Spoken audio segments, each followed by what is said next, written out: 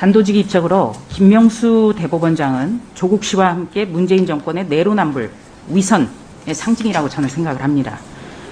첫째는 자신이 회장을 지낸 법원 내 사조직이 법원의 요직을 장악하게 함으로써 인사의 공정성을 완전히 무너뜨렸습니다. 둘째는 법관 탄핵을 추진하다가 여당에 잘 보이려고 후배 판사의 사표 수리를 거부해서 법원의 독립성, 삼권 분립의 정신을 훼손했습니다. 특히 잠시 비난을 모면하겠다고 거짓말 늘어났다가 저렇게 들통이 났습니다. 셋째는 며느리가 포함된 중요 피고인의 법무팀이 대법원장 공관에서 세금으로 먹고 마신 일이 확인이 된 겁니다. 사법부의 먹칠하는 김명수 대법원장의 셀 수 없는 문제점 중에서도 저는 거짓말이 가장 심각하다고 생각을 합니다. 이균용 대전 고법원장님께 질의를 좀 하겠습니다. 예. 판사가 가장 중시하는 게 진실 아닙니까? 그리고 그렇습니다. 피고인이나 증인에게 끊임없이 당부하는 게 진실만을 말하라, 이거 아니겠습니까? 대법원장의 거짓말, 혹시 나는 되고 일반 국민은 안 되고 내로남불 아닙니까? 어떻게 생각하십니까? 언론에 보도된 대로 사법부 신뢰에 부정적인 영향이 있었다는 것은 뭐 부인할 수 없는 것 같습니다. 네, 고맙습니다.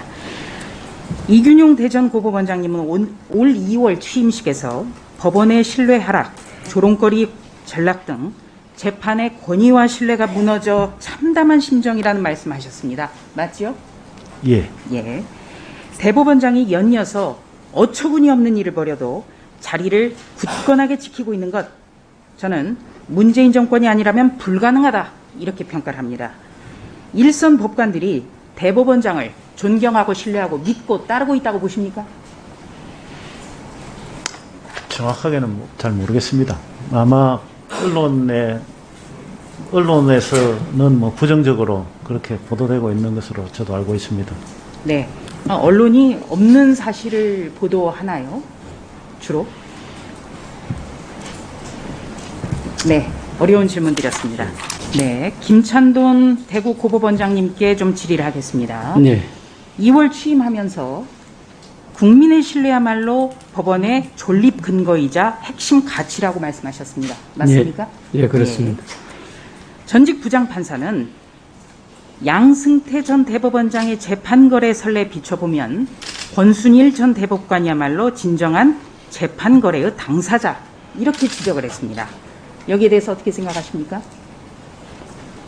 뭐 지금 언론에서 여러 가지 상황이 지금 보도되고 있는 걸 보고 약간 당혹스러운 느낌이 들고 있습니다만, 아직 그 실체에 대해서 정확하게 모르는 상황에서 제가 뭐라고 답변하는 건 좀 네. 부적절하다고 생각해서 좀 양해해 주시면 좋겠습니다. 실체적 진실은 곧 드러나겠습니다만 일단 이런 논란만으로도 굉장히 당혹스러우시죠? 네. 예.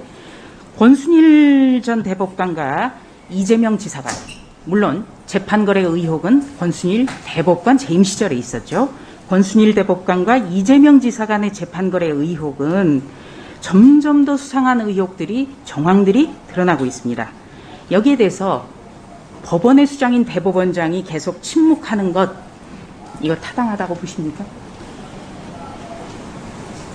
네, 뭐 대법원장님